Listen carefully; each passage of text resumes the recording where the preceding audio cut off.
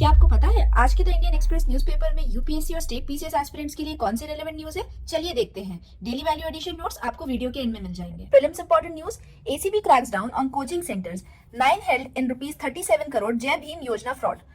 अभी रिसेंटली हमारे anti corruption branch ने दिल्ली गवर्नमेंट में अरेस्ट किया है 9 को owners, directors and associates of 4 coaching institutes को for allegedly siphoning off ₹37.20 crore from the government exchequer under the Jai Bhim मुख्यमंत्री प्रतिभा विकास योजना। ये योजना चलाई गई थी आप गवर्नमेंट के द्वारा दिल्ली में to provide free coaching to meritorious students from SC, ST, OBC और ईडब्ल्यूएस कैटेगरीज के स्टूडेंट्स के लिए for competitive exams like NEET and JEE.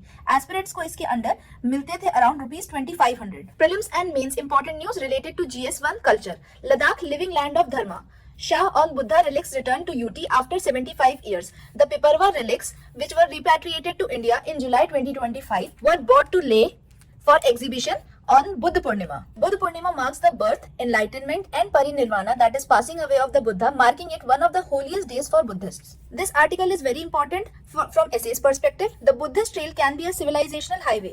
So Harshvardhan Shringla ji के द्वारा एक बुद्धिस्ट टर्मिनोलॉजी से रिलेटेड ये आर्टिकल आपको प्रोवाइड किया गया है, where he mentions that the government has already used Buddhist relic diplomacy and heritage exhibitions to deepen ties with Asian partners. यहाँ पे हमें बुद्धिस्ट टूरिज्म से रिलेटेड कितने टूरिस्ट आते हैं उनका एवरेज नंबर्स देखने को मिलता है। साथ ही में डिटेल्स मिलती है that how centre has sanctioned Buddhist projects for years under Swadesh Darshan scheme, under union budget Buddhist circuit scheme for North East and training of 10,000 tour guides. Another prelims important news, India's first barrier-less toll booth opens. How will it speed up ride?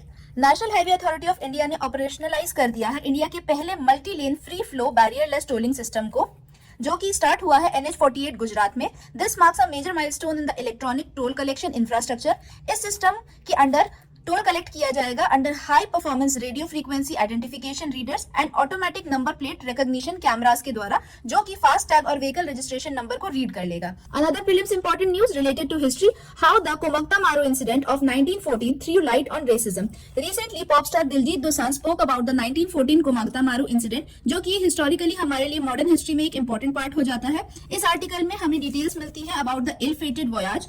Komakta Maru was a Japanese steamship which was chartered in Hong Kong by Gurdeep Singh. It sailed to Vancouver in April 1914 with 376 Indians, but they were denied entry under Canada's exclusionary immigration rules. Ultimately, they were forced to return to India and they reached Bengal, where in September 1914, police fired upon its passengers, killing 20. आज के newspaper से related daily value addition notes, जिसमें है हमारे positive and negative keywords, diagram, drafts and case studies, आपको हमारे Telegram channel the IAS hub official से मिल जाएंगे। आप इसे वहां से डाउनलोड कर सकते हैं। कल मिलते हैं कल की न्यूज के साथ। Bye bye.